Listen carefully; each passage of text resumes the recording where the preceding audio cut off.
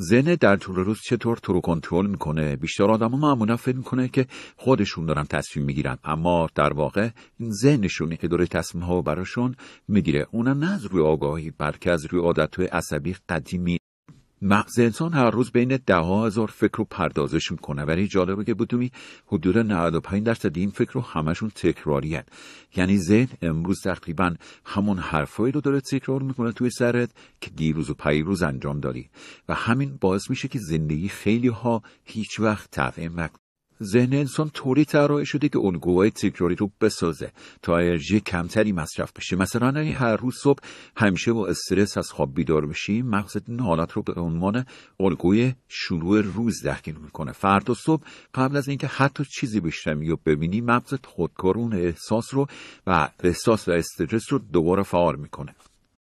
اینجا جاییه که بیشتر آدم‌ها معمولاً گیر میافتن، چون فکر میکنه که شرایط بیرونی باعث حال بدشونه، در حالی که ذهنشون فقط داره الگوی قدیمی احساس بد رو تکرار میکنه.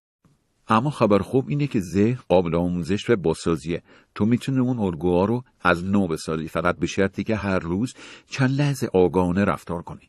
مثلا وقتی استرس میگیری، به جای اینکه خودت رو سرزنش کنی و حواست رو پرت کنی، فقط لحظه سکوت کن و مشاهده‌گر شو.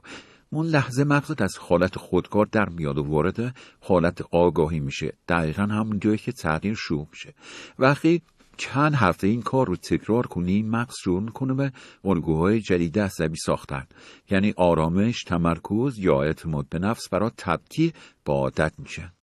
درست مثل اون الگوهای قدیمی که باهاشون استرس میگرفتیم. مغز چیزی نیست جز مجموعی از مسیرهای عصبی. هر فکری که تکرارش کنی، اون مسیر رو قوی‌تر میکنی و هر فکری که نادیدش میگیری ضعیف میشه و از بین میره. پس اگه میخوای روزت رو متفاوت‌تر شروع کنی، لازم نیست کل دنیا رو تغییر بدی. کافیه فقط 3 لحظه در روز آگاهانه رفتار کنی. موقع بیدار شدن، وسط کار و قبل از خواب. توی این 3 لحظه فقط یک کار کن. ذهنت رو تماشا کن، نه اینکه باهاش یکی بشی.